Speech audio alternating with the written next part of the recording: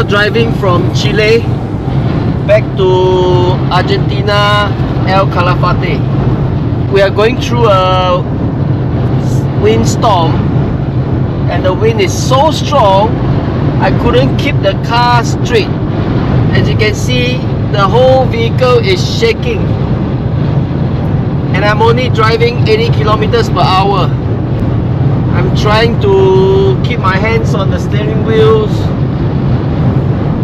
and hopefully we can reach El Calafate soon. The total journey is 4.5 hours.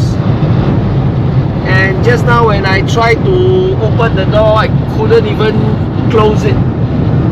This is what's happening now. Cheers.